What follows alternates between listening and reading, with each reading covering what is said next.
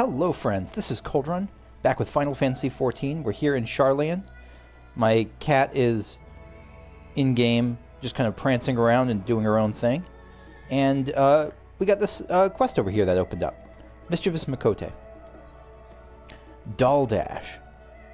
Okay, offers a leg thing. If I ask you to help me, you'll help me, won't you? Yeah, sure. I'm a hero. You will? Good, because I'm having a problem with a runaway doll. Oh, fuck no. We've seen Calcabrino before. A doll? That's right. All I did was lend him a little ether, and he hopped up and dashed off the street. Mama and Papa brought him for me as a special gift. Now I've got him lost him. They'll be furious with me for losing the toy I kept asking for, so please, you have to help me find him. God, he's going to be like a nightmare doll, isn't he? Or is he just going to be a regular doll? Okay, I'll hurry home to see if he went there. You can search, the rest of the city. Oh, he's a yellow carbuncle, by the way. I think he was headed north.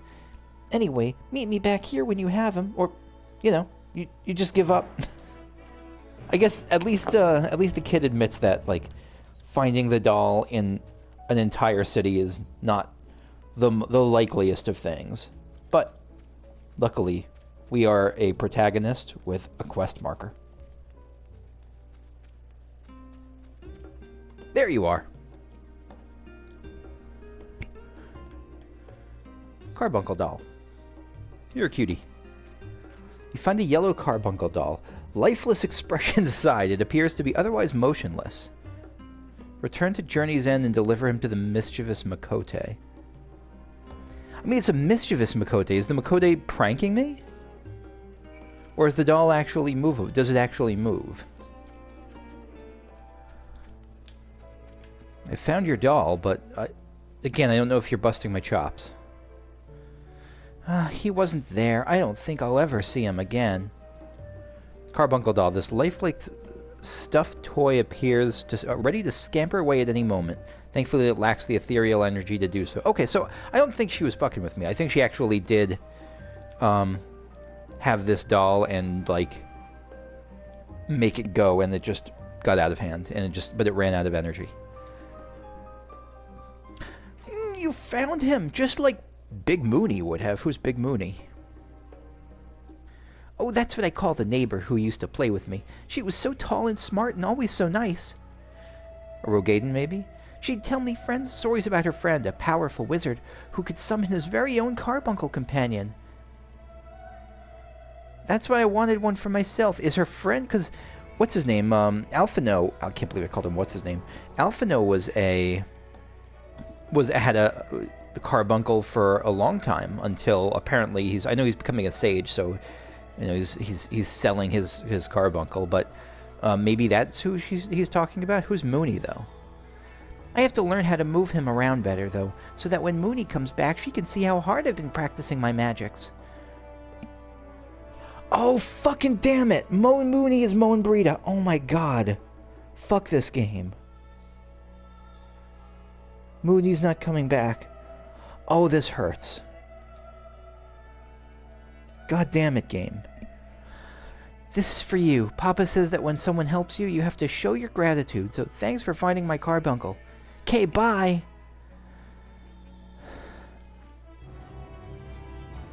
Oh my god.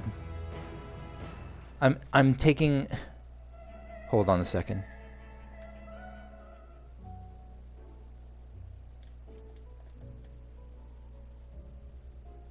Respect to Moenbryda.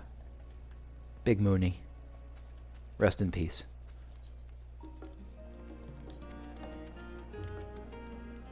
The next quest here is Awaiting Love.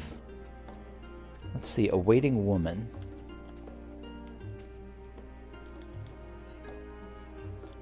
The waiting woman sighs with impatience. Ah, how long must I wait? Oh, forgive me. I was just thinking out loud. I made plans to meet my paramour, you see, but the time of our rendezvous is long past. Ah, it sucks to get ghosted. As a member of the Forum, his work keeps him ever so busy. even more so than usual in recent days. Still, he promised he would put some time aside for me. For us. I don't suppose your wanderings will take you anywhere near Nunkref's site today, will they? That's a challenging word to say, and it's going to come up a lot, isn't it? I need someone to check there if he's there while I stay here, just in case. I got you. Thank you ever so much. My tardy sweetheart is an RA man. Brown hair, serious mien. Should you happen to spot him, pray convey the state of my rapidly mounting impatience. I will. I'll tell him you're pissed. If I find him, which I will, because, again, quest markers. So we've arrived at Nunkref's site, where the brown-haired Chancellor is... You're not really working, are you, buddy? Are you catching the next boat out? If we are to efficiently supply the requisition request for the gleaners, and no time for mistakes. The RI man appears lost in contemplation. Perhaps a gentle poke will get his attention. That is personally how I approach a stranger from behind. It's important to just kind of poke them.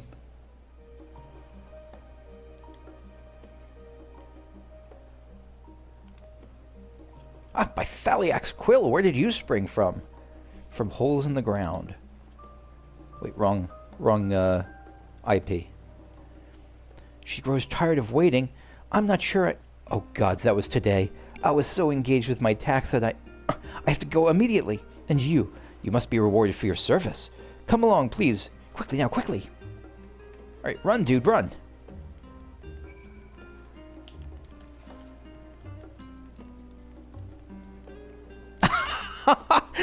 I'm just looking at that name in chat, Leonardo da Vinci.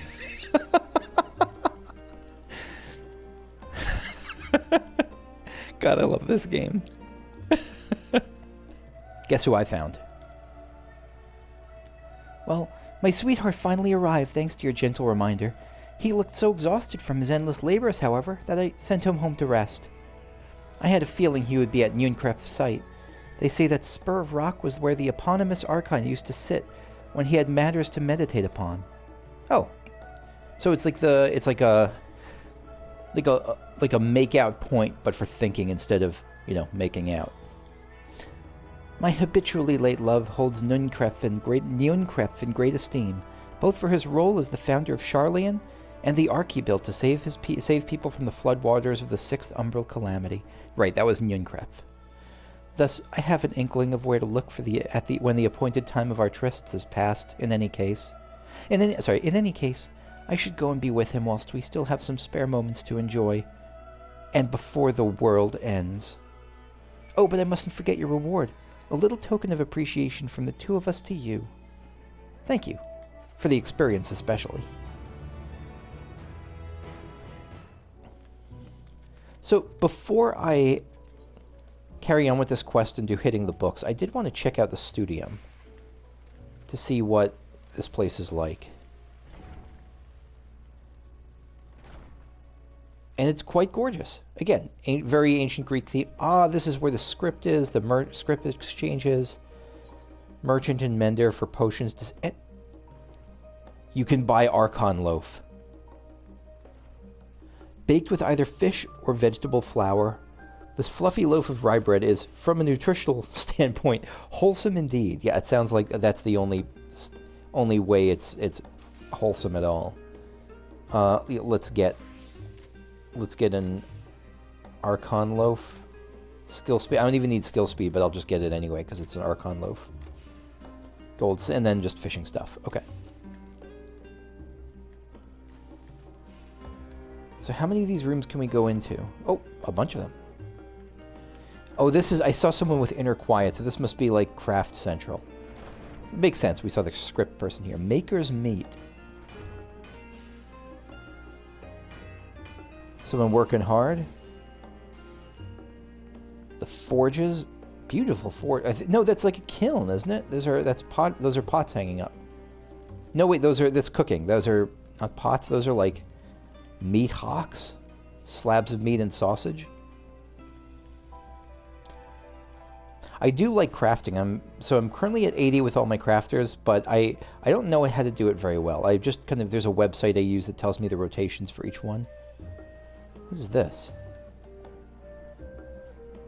This looks like an astrological chart, astronomical chart, or astrological could be given the game. Keet Gamdula. We're researching prophecies. Lately, I've been reading over the writings of Master Louis Swa in hopes of gleaning some heretofore unknown knowledge. Well, good luck. We're going to need it. Passameran and Mauguisson. I don't know any French. It's quite rare to meet an outsider with a curious mind as yours.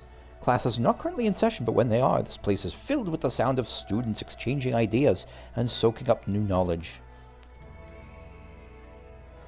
But that would affect the ethereal conductivity. You don't look like a student. This isn't learner's meet. You don't look like a student. This isn't learner's meet. I don't know what learner's meet means. Maybe that's like... I don't know. It's a pretty sweet classroom, though. What are they doing? They're just renovating it over here? I'm famished. Should we grab a bite to eat? Yes, let's. At the cafeteria, then? I'm on a rather tight budget. Yes, students. Ithubtia. No relation, I assume. If my friend doesn't turn up soon, we'll be late for the lecture. He'd have been here 2 bells early if it were one of Professor Makoto's classes. Makoto? Wasn't she from the raid content? She was the... Yeah, if it were one of Professor Makoto, she was a rather attractive Catwoman, if I remember. I didn't know she was a professor here. I must have forgotten. Learners meet. Look at this. What's going on here? Are those players? Yeah, these are all players. Have I said I love this game yet? Because I love this game. They're in a classroom having a discussion. I don't RP much, like at all, but I like being a part of RP. I like being in a world where people do RP, if that makes sense. Alright, so it's lookout, right?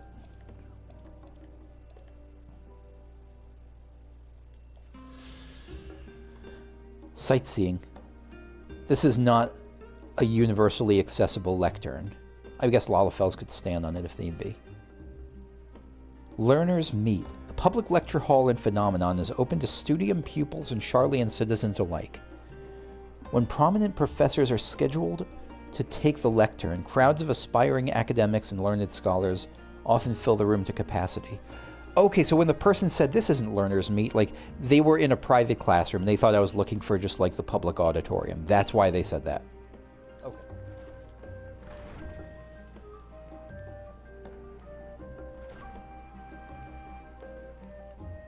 Jude and Debroy. What is this place? Oh dear, if only he were around to help me. Who are you looking for? Oh gods, Charlian must be spared. What? How am I supposed to approach any gleaners for help when the subject of our research remains undecided? Honestly, that man. So, this is like a group project and someone is slacking, I guess? Boric. Oh dear, am I ever going to find a craftsman for the professor? A craftsman for the professor? I don't know what that means when you're looking for craftsmen for a professor. All this pressure is going to be the end of me. Oh, I hope I find someone who can help soon. Is this like... Maybe this is like the tutoring center. Ki Aliapo. Any relation? To like the... What do you call it? I think Aliapo is probably just a common Makote name. Finding a worthy gleaner is proving tougher than I thought. Maybe I'm not suited to this line of work. Maybe we come back here later and get a quest, because it feels like there's a glean... Like, maybe once we get to be a certain gleaner level, like... we'll be able to get to help these people out, because they certainly seem like they're in dire straits. This is cool. It's like a classroom, but there's a tree in it. Alright, let's check out... Let's talk with some of the more of the people here just in the main hall. Bert Swinda. Phenomenon is something of a multi-purpose facility used by lecturers and craftsmen alike. If you're looking for learners' meet, though, it's the last door on the left. I am not looking for learners' meet. I have found learners' meet. Froissant. I'm sure I'm butchering that. My princess, my queen, so long as I can continue my research with you, I'm in bliss. It's important to find a study buddy you can become romantically attached to, I guess.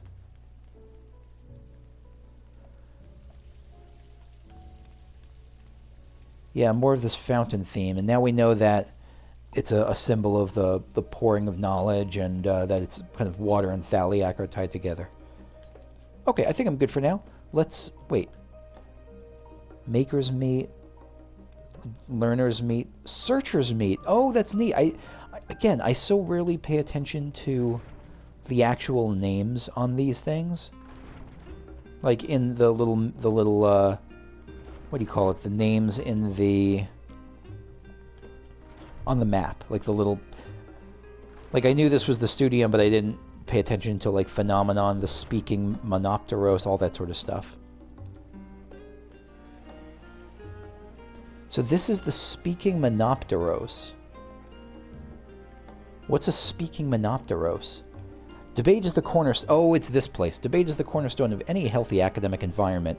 There's no greater joy than engaging in one's colleagues in a test of one's intellectual wits. What say you? Would you care to debate with me for a bit? I would like absolutely nothing less.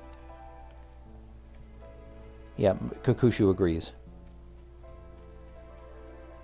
So I'm heading to a part of the map I wanted to check out called the Silent Monopteros. Is this where people just go to study then, maybe? Instead of debate? It looks like it. It looks like this is just a reading place. I feel like I'm going to bother this person if I talk to them.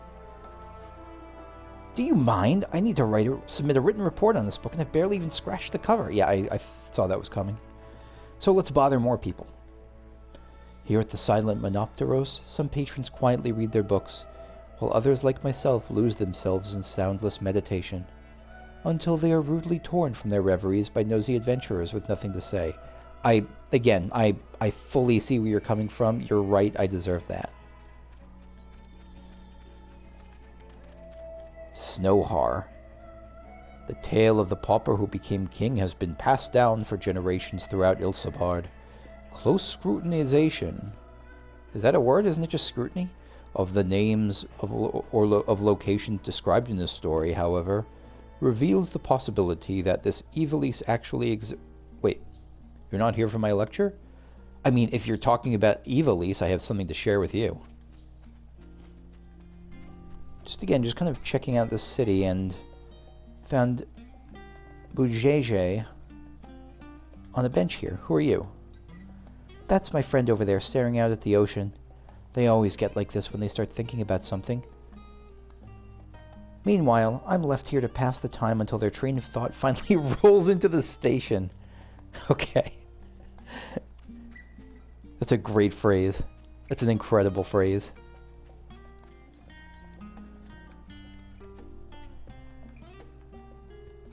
Beavis. Are you familiar with the Wandering Minstrel? I am, the avatar of Yoshi P. The tales he spins never fail to engage and enthrall. What I wouldn't give to receive a masterclass in storytelling from the minstrel himself. Yeah, he is something of a master. No lie there. We're here in front of the Noumenon, Charlene's library. Let's continue with Kryl. My directions were easy enough to follow, I hope. Yeah, I got sidetracked by all the things. In any case, you stand now before the doors of Noumenon, Charlene's greatest collection of books and tomes. The building itself is actually only an entrance, and one of many at that, for the archives of Noumenon extend deep beneath the surface like the roots of a tree. The vast halls of the Great Gooba Library pale in comparison to Noumenon's endless maze of subterranean chambers. I wonder if it'll be a dungeon. That'd be cool. Any citizen of Charlene is free to enter and peruse its shelves. Well, most of its shelves. Only Archons are afforded access to certain restricted vaults. So, in the trailer when we saw Grahatia behind like a locked door, that must have been one of the secret Archon-only vaults. I've dispatched Ishtola and Raha to investigate those. Meanwhile, Alizé and Alphino will help me continue my search through the stacks open to the general public. Your status presents more of a problem. As a non-citizen, you're only permitted to browse old National Geographics in the first floor here at the entrance. Even so, There should be a number of books which touch upon Charlean history or foreign policy. Your task will be to find and study the relevant publications. I promise you a working knowledge of those subjects will make it far easier to spot the sort of clues we're looking for. Let's be about it, shall we? I've told the others to meet us at the stone benches over there once they've found some promising tomes. Happy reading. Ready to read, kitty?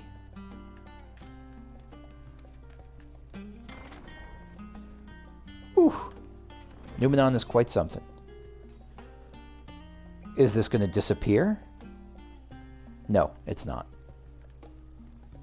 Holy shit, yeah, this definitely goes down deep. Is this... Oh, you're a mammoth. You're like a dapper little mammoth. Okay. Mammoths, I think that model at least. You know what? No, I was going to say that model I first remember from Final Fantasy XI, but I think they were in. I guess you could call Vivi one of them too. That same sort of model. Noumenon, the pride of the Studium and parent institution to the Great Gooba Library. That's right. I forgot that. Again, I keep forgetting that the Great Gooba Library was a Charlean thing. This massive collection of scrolls and tomes is the largest of its kind. Knowledge from every corner of the world is collected here, and efforts to compile the Bibliotheca Historica, the ultimate repository of wisdom, is an endeavor without end. Yeah, I don't know if the internet would make this worse or better, but I think this sort of giant library housing all the knowledge is pretty sweet. Nogalwa. I'm just here looking for some tomes I need to reference for my thesis. Luckily for me, if a tome exists, it almost certainly is somewhere within Noumenon. Can you imagine how complex being a librarian here is? Like, I guess you have magic to get books from, like this person's just friggin' levitating his book. So I'm sure you could just magic whatever book you want off the high shelves, but even so, organization's got to be a nightmare. Time-worn tome. Stewards of Wisdom. Yeah, sure. During the chaos of the Sixth Umbral Calamity, Archon Yunkrep, founder of Charlean, bore witness to the madness and savagery of men brought to the brink of despair. Upon raising a settlement on an island in the northern Empty, he instructed his people thus: renounce the ways of war and pursue enlightenment through knowledge and reason. The Charleans took to heart the words of their savior and thenceforth served as stewards of wisdom. Upon a foundation of accumulated learning, they built a homeland unlike any other, a nation born from strength of minds rather than from strength of arms. With knowledge of economics came shrewd trading. With knowledge of agriculture came bountiful crops. Engineering brought wells and sewers, ending squabbles over water. Wealth of expertise could be bartered for wealth and coin, and the more their wisdom spread throughout the world, the more mankind as a whole would thrive. I wonder if there were any, attempts to just conquer it, though. Like, if Garlemald ever... I mean, I guess Garlemald is pretty far away, but Garlemald's conquered faraway places before. And so it was that, no matter the trials and tribulations of the age, the citizens of Charlean would live by their founder's teaching. For the sake of a better tomorrow, for the sake of a brighter star, they would eschew the tools of war and with knowledge deliver the world. On the other hand, I guess having, what are these yellow things? Just sparkly lights? Just decorative? Some spell being cast. Oh, the mammoth was casting a giant spell. I don't know what kind. Yeah, I mean, I guess that with knowledge also comes the ability to, like they said, they can barter for what they don't have, and they could probably barter for military protection if need be. Forever 20 Summers. Is this going to be like a teen romance? My beloved seekers of knowledge, have you ever put learning before your health and neglected to feed and rest your body as you should? If by learning you mean playing video games, yes. I too once engaged in such foolish practices, but one night, engrossed in philosophical study, I had an epiphany.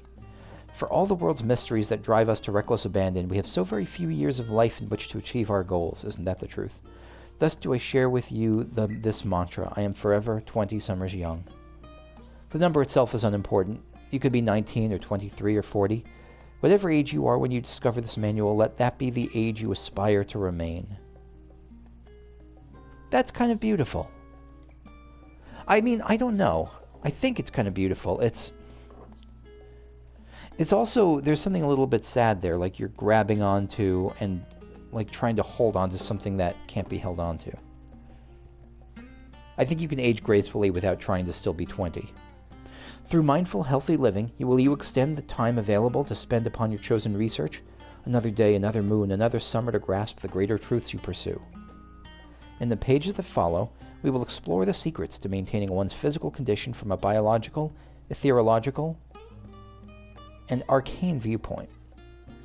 Book is the wrong subject. Search for works which contain... I don't know. I think that's the right subject. Blue-covered book. An Introduction to the Heavens.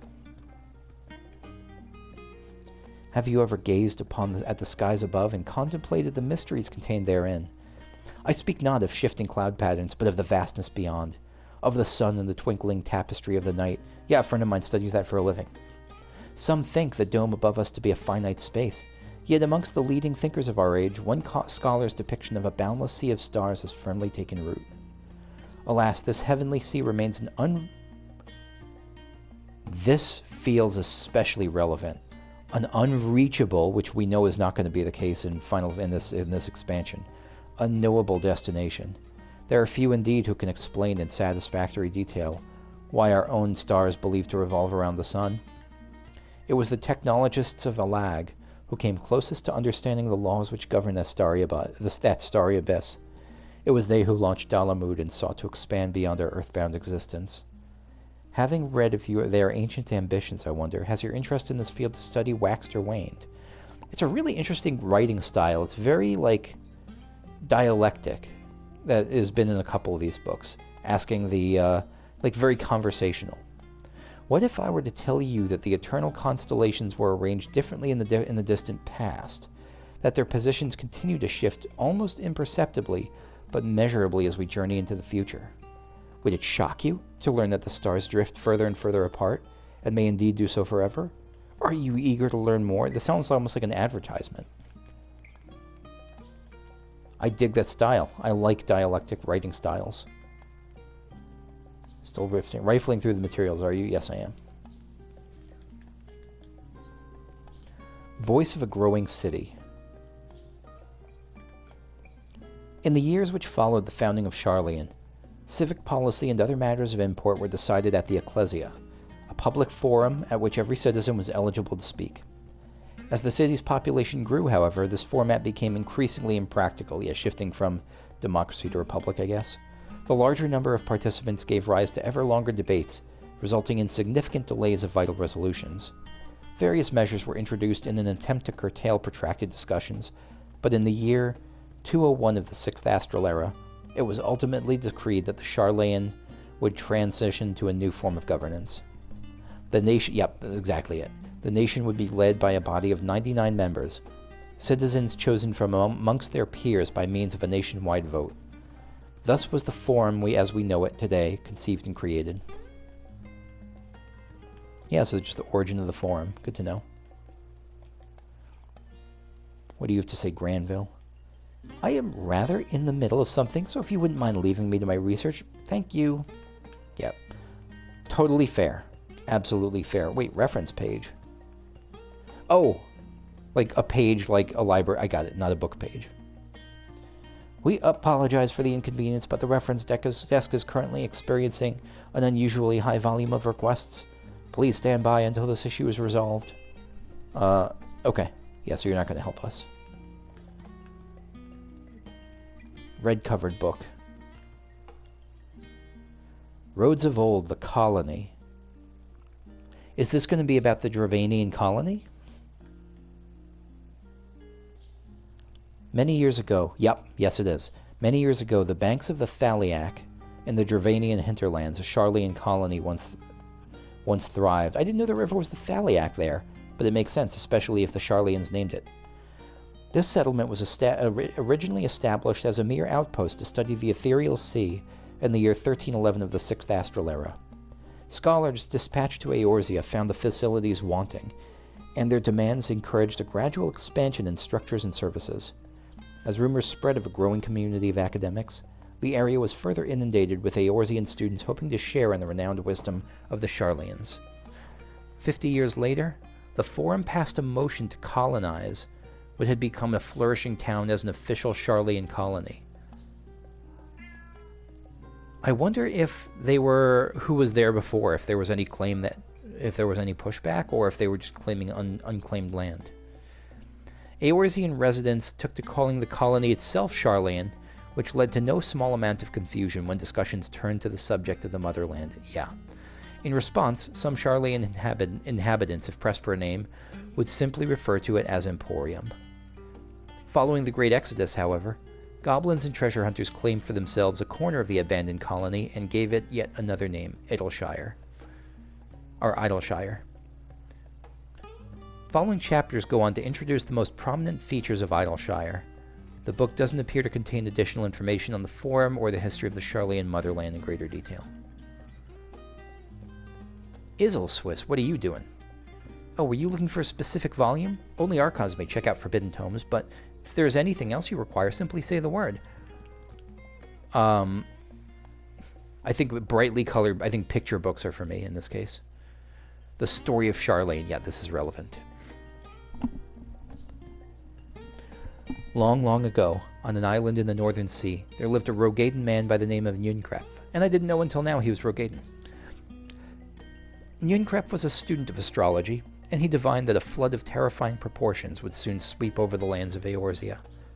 So it was that he built a gigantic ship, assembled a crew, and set sail for that imperiled realm. The flood arrived as foretold, and to their horror, the strangely churning water drove the people towards the ocean. It was there, however, that Nuenkrep's crew hauled them aboard his ark, but the danger had not yet passed. A towering wave approached, threatening to smash the vessel to pieces. With only moments to spare, Nuenkrep wove a mighty spell of teleportation and shifted the entire ship to safety atop Abalathea's spine. Holy shit, Nuenkrep was a boss. Refugees from the surrounding regions huddled there alongside him. No wonder they saw him as a savior. Huddled there alongside them, but it was not long before disputes over the dwindling supply of food led to violence and bloodshed. Saddened by the sight, Nuenkrep gathered to him his crew and his grateful passengers, and abandoned the ark to those reddened peaks. They journeyed to the coast, where they built a new ship, intent upon returning to the northern seas. They landed on the beach of an island and settled upon that very spot. That settlement prospered and grew, and in time it became the city of Sharlayan we live in to this day. Yeah, we got a fundamental understanding of Sharlayan history, I agree.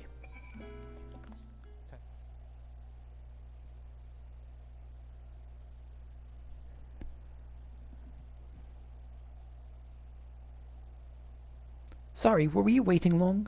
No, I just got here, no worries.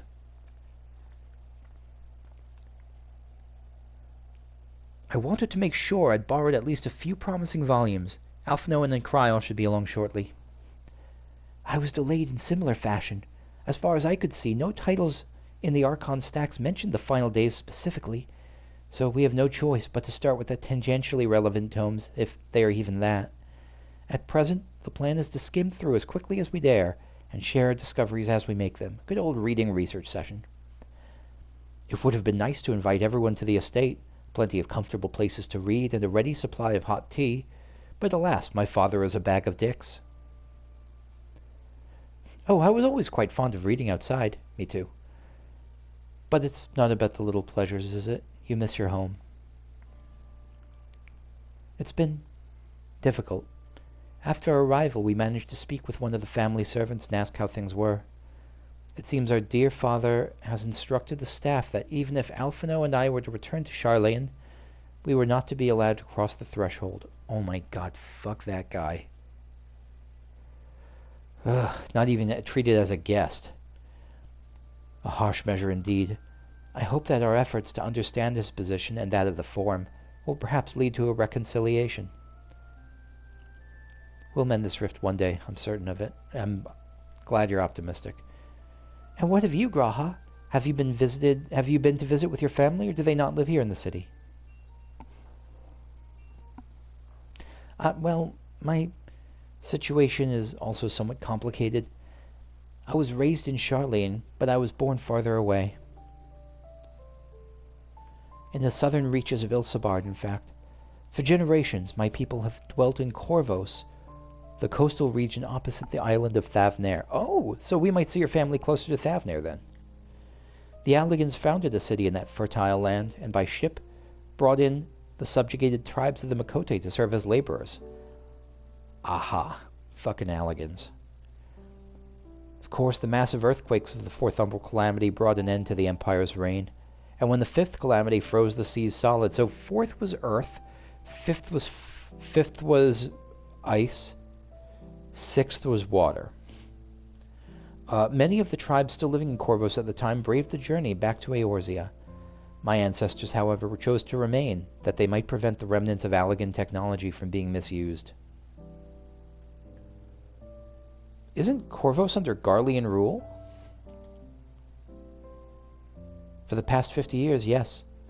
Some semblance of local culture remains, as is the case for most imperial provinces, but Garlemald renamed the region Locus Amanus.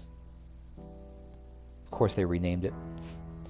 When I was a boy, a nearby town came under the jurisdiction of an illustrious imperial family, the nobles of House Darnus, like Nail Van Darnus. House Darnus demonstrated a singular interest in Allagan civilization, and so my tribe was forced to consider a plan of action. For some time already, voices had been raised in favor of abandoning our ancient customs. After all, the Allagan Eye no longer passed to our eldest children as reliably as it once had. Fear of discovery eventually tipped the scales, and the decision was made to bury our ties to the knowledge and the traditions of Allag. As the last child born with the Allagan Eye, I was given over to the custody of friends and the students of Baldessian, who had me registered as a Charlean citizen. So you were going to Charlean basically to hide out. I mean, I don't mean that as a knock against him. Like, you were basically a refugee. I had never even considered... Forgive me. It was an unkind question. No, it was good. Even Thancred was taken in by Archon Louis Sois, was he not? Stories of adopted waifs and rescued orphans are more common among Charlanes than you might think. Yet, regardless of our origins, we are all provided with an equal opportunity to learn. And with sufficient perspicacity, we outsiders can even earn the vaunted title of Archon. Yeah, it sounds like they do get a lot of opportunities here. It is exactly why I have such love for this country, and why I wish it to remain a nation of which its citizens can be proud. Hear, hear! Another good reason to get to the bottom of the Forum's stubbornness, aside from the trifling matter of, our impending doom. Excuse us while we try to make some headway into these books, Gakushu. More company should be arriving any moment now. I can help. What do my Lalafell eyes see? Nothing yet, apparently.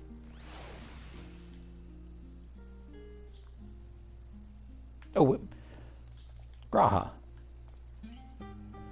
What else do I know of Corvos? Precious little, I'm afraid. I've not returned since Master Galuf first brought me here. Galuf brought you here? I might have heard that, but I have a terrible memory. I can tell you that Corvosi rebels still seek to slip the yoke of their imperial masters, though the fighting is less fierce than it once was. Oh, and they have carpets! Flying carpets! The legends are quite extraordinary. I wonder if it's going to be like an Arabian theme area then?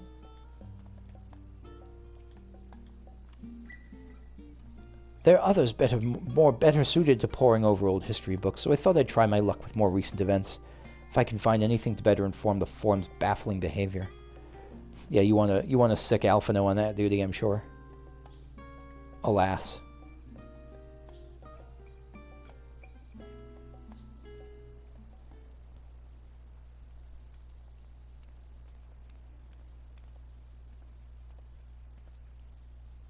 We've returned with our selections, although I must say the pickings were quite slim indeed. Mistress Kryl has already flicked through every history book devoted to disasters and more than a few which barely made mention of them. As such, we will be looking into research papers on the Umbral calamities, as well as articles written by prominent Forum members. Perhaps their knowledge of the final days comes from an unexpected source. Speaking of which, might I ask you a few questions related to the final days? Yeah, go for it, Kryle. I'm the only one here who didn't witness the events of Amarot firsthand, and fear I may be overlooking critical details. Oh, I love that little, like, aw, me kind of emote. My thanks. Now, where to begin? First things first, what kind of phenomenon did the ancients encounter as the final days drew nigh? I mean, comets. I think the first thing that jumps to mind was their magic turning against them. Yeah, complete destabilization of creation magics.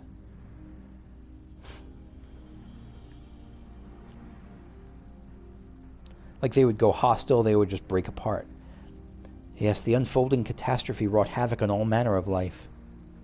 The chaos extended to the ancients themselves, causing their powers of creation to spiral out of control. Fear and despair manifested in terrible, tangible fashion. Meteors raining from the sky, fire erupting from the ground, indescribable abominations prowling the streets. I'm especially haunted. I still think the scariest design in that whole place, the coolest design in the Amarot dungeon, was the first boss. With the smile, that human smile. That more or less aligns with my understanding.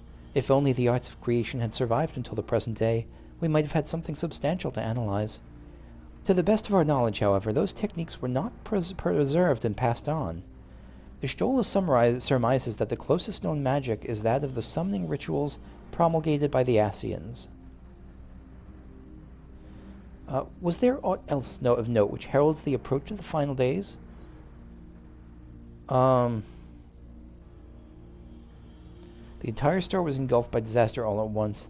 A keening sound from the land itself. That sounds really specific. I'd forgotten about that.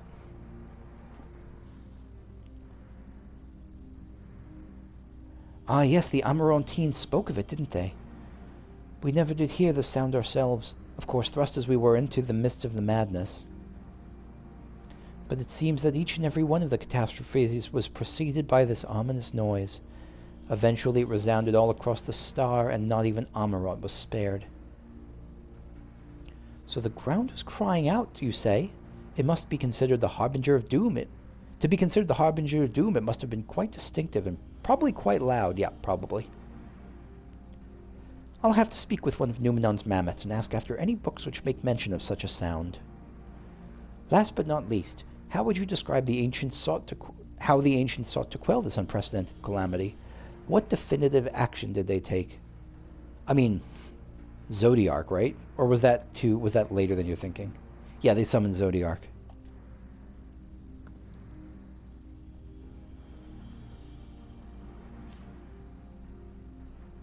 Yes, with Elidibus serving as his heart, so many gave themselves in sacrifice to bring him into being.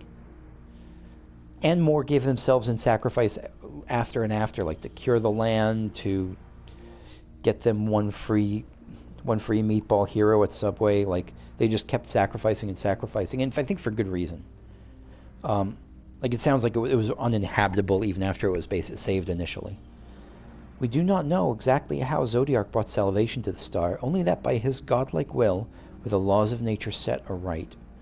Then once the balance was redressed, the ancients offered up a further sacrifice to heal the ravages of the final days. Lives sprouted anew, and it was these fledgling souls they intended to render unto Zodiark. A trade that would have allowed them to resurrect the shades of loved ones absorbed by the primal. See, I think that this is where they started to go off the rails. Like, once you're summoning Zodiark just for the sake of saving the world and making it habitable, awesome. But when you're trying to resurrect the dead, I feel like that's, I don't know, it seems to cross a line at that point. By sacrificing the living specifically.